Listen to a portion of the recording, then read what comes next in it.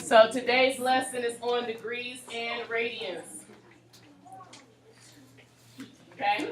So the goal is to probably be split up because today is a short day, so this will be split up between today and tomorrow.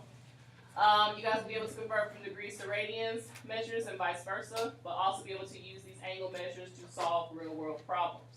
Okay, now some of this may be a review from Algebra 2. We did talk a little bit about trig in Algebra 2, so some of this may look familiar to you guys. Some of it may be completely new. Either way, if you have questions, please make sure that you ask them. Get down your goal, of course, and then we'll get started. All right, angles and their measure. All right, bring it back, please. Angles and their measure. Okay. This is a little bit of review from geometry. You have your basic angle setup. You have an angle that's formed by two rays that connect at one solid endpoint. That endpoint is called the vertex. Okay. And in pre-cal, we have basically this one side here is called your initial side, and then the other side is called your terminal side. Now the difference. Yes. Sorry, you were kind of just. I was about to say, how do you identify it? But you were about to. Yeah, sure enough. All right, now the initial side is the side that does not move. Okay, is the side that your angle basically starts. Your terminal side is the side that moves. Okay, it's the side that basically is going to form that angle, whether it's going to be 45 degrees, 180 degrees, so on and so forth. Okay, so this terminal side moves. The initial side will always stay there, pointing in that east direction. Okay. Now, when an angle is in standard position, you still have your initial side and your terminal side. Your vertex is located at the origin at 0, 0. And again, your terminal side is the one that moves. Your initial side stays fixed to that x-axis, okay?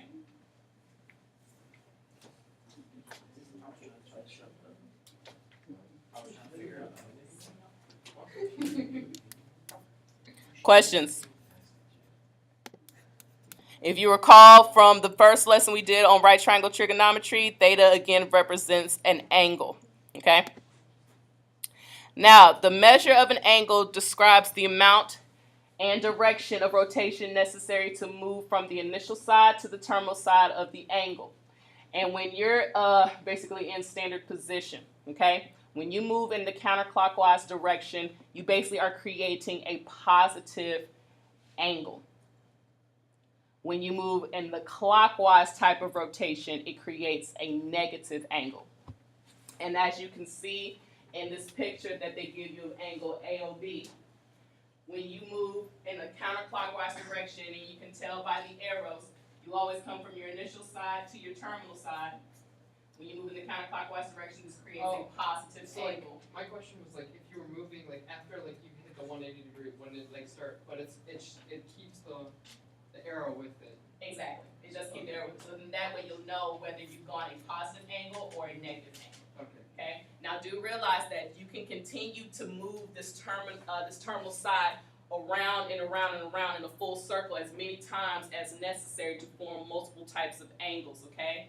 And you'll know exactly how many times it's really gone a full circle based off of this arrow here. Okay. Either direction, whether it's positive or negative. Okay. But the more times the circle is basically lets you know it's gone a full 360 degrees, because everybody knows there's 360 degrees in a circle, yes? Okay, question? From the initial side, the terminal side will always be coming from the left side of it. So if it was coming on the right and that would still be positive because you would have to look at it from the other direction and see it.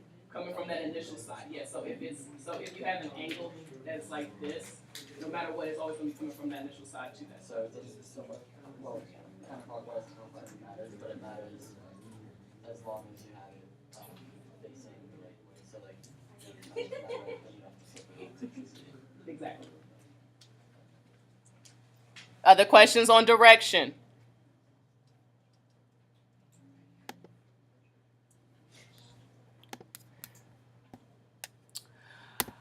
The most common angular measurement is degrees, okay? That's what you guys dealt with in geometry. It is the most common angular measurement. Degrees can be expressed using two different ways, the decimal degree form and the degree minutes seconds form. Okay? The decimal degree, that's what you guys have always used, okay? When you do the sign of a particular, or if you have to do, 250 times the cosine or tangent inverse of 50 over 12, you get a degree. That's in a decimal. That is decimal degree form. However, degree minutes seconds form, which is another way that you can represent a degree, okay? Where basically the degree is subdivided into 60 minutes, and each minute is divided into 60 seconds. You'll know the difference between those symbols, okay? A minute is represented by that 1 hash, whereas the seconds is represented by the 2 hashes there. Each minute is 1/60th of a degree, and each section is 1/360, 3600ths of a degree. Yes? So like, to say a 5-degree turn in degree minute second form, you could say 300 minutes. That would be, in degree minute seconds forms, that would be, yes, Okay. 300 minutes. Okay.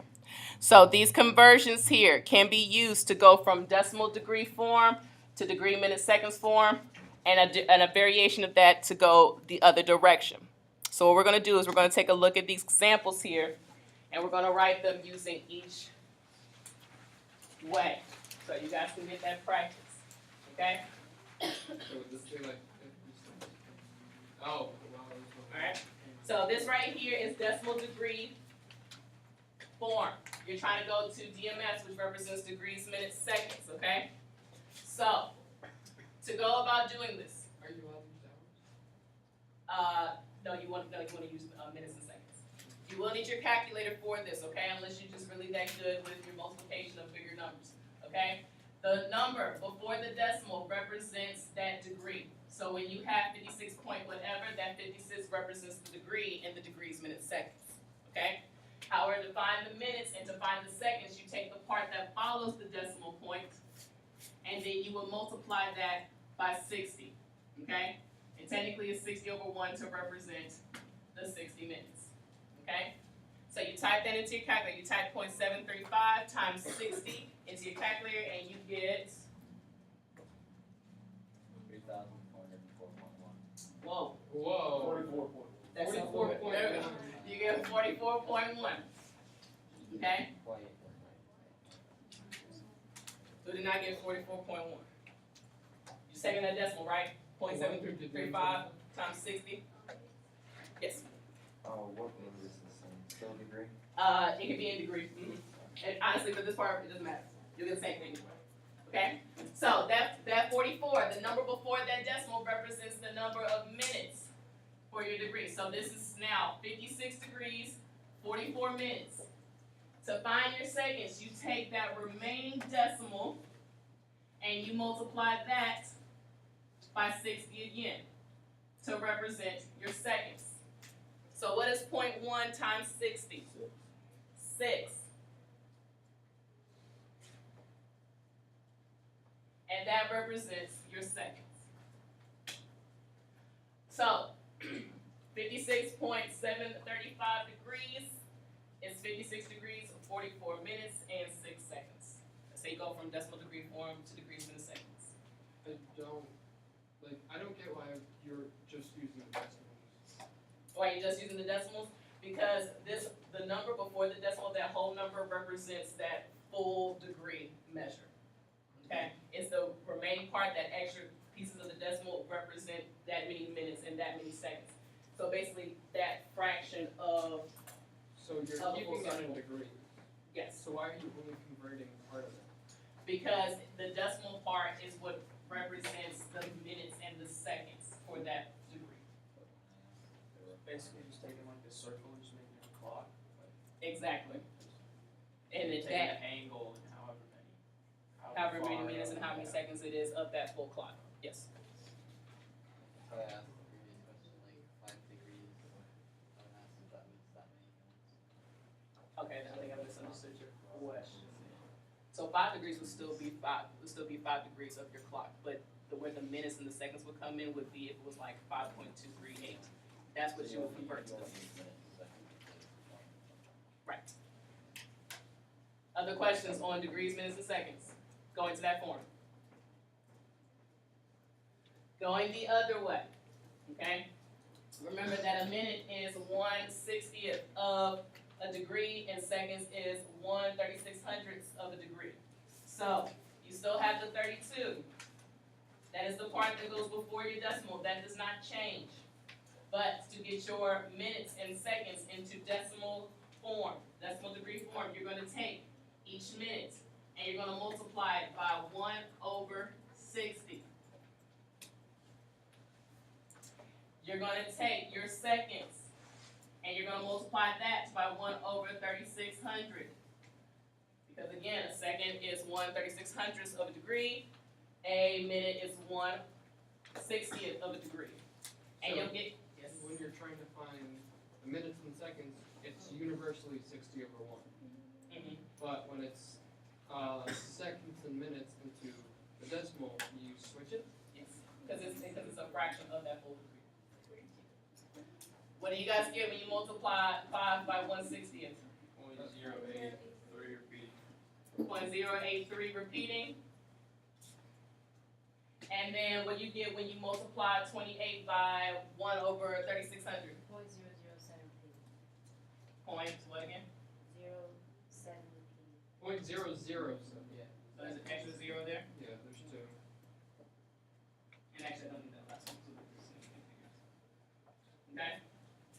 So, what you'll do with all these numbers is you'll basically add them together to get your decimal degree form. So what is 32 plus 0.0833 plus 0.00777? 32.091 repeating. 32.091 repeating. So to about 3 significant figures, that would be 32.1, and that would be your decimal degree form. Are we gonna enter the rounded version when we add it, or do you want to copy and paste that? Well, since you do have that long decimal in your calculator, you always want to make sure that you use those longer decimals and then round as your final answer. And honestly, what you can do is you can actually type all this in one line. You could do 32 plus 5 times 1/60th plus 28 times 1/3600, and you can get that decimal all in one. Yes? My calculator's like not letting me go back up, like highlight the top numbers. How do I change? Okay, for your particular calculator, these ways are just another way to represent a degree. I don't want you guys to get a problem and they give you the degree in degree minute seconds form and you're like, okay, well, what do I deal with? No, you can always convert from one form to the other, okay? Now, another angular measurement is called a radian. Now, a radian is a ratio of the lengths of the intercepted arc of a circle to the radius. Now, theta equals S over R. So your arc length divided by your radius, where theta is measured in radian, abbreviated RAD.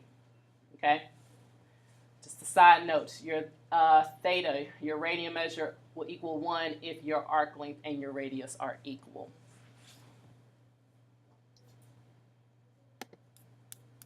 It's not. A radian is a ratio of the length of your intercepted arc, so arc length from A to B, and your radius. Okay?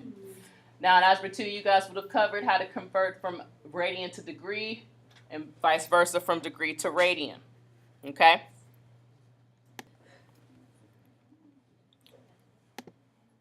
All right, now to convert from radian to degree, from degree to radian, you multiply your degree by pi radians over 180, or just 180 or pi over 180.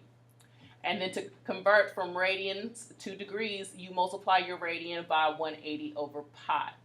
Now, sometimes you'll end up with a radian that's a decimal instead of one that actually has a pi in it, but you'll still go through the same process, okay? We'll still go through the same process. Calculator? Huh? Is there a 5 decimal? There is a pi button on your calculator. You have to press second and then the button above the division to get that. But all of these can, yeah, they can. Now, these can be done without a calculator, okay? Via simple division things here and there. Please make the change to F. F does not look the same on your paper, so please make the change for F. It should be 11 pi over 6, okay? So to convert your degrees to radians, you just take your degree and you multiply it by pi over 180. Now, using instead of just multiplying straight across, sometimes these numbers can get really, really big. Isn't there a number that, can 360 be divided by 180? Yeah. 60. By 60, okay, what's 360 divided by 60? 6, and what's 6 divided by 180, or 180 divided by 60? 3, can 3 be divided by 6 as well? To 2. So shouldn't we have just said that 180 and 360 could have been divided by 2? Yep, but sometimes you don't see the biggest number, but do realize that once you simplify it, you can keep going. So 360 degrees is the same thing as 2 pi radians.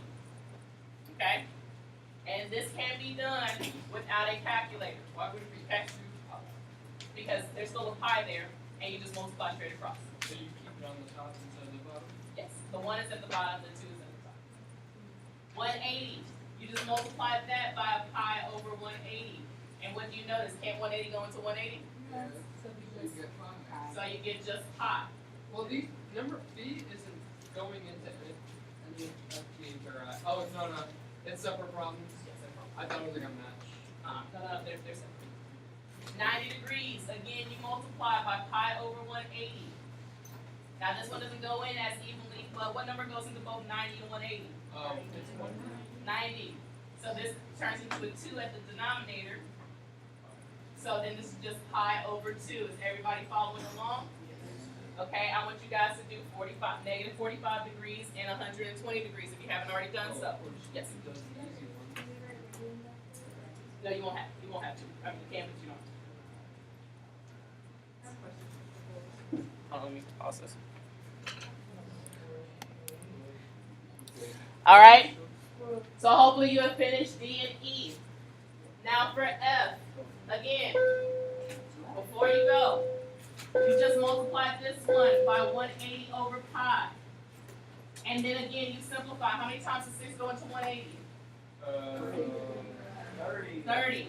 So this changes to just be 30. And then what happens to your pi's? Cancel out. So you would just multiply 11 by 30 to get 330. That's how you go to degree. I want you guys to finish up these problems, and I will see you tomorrow.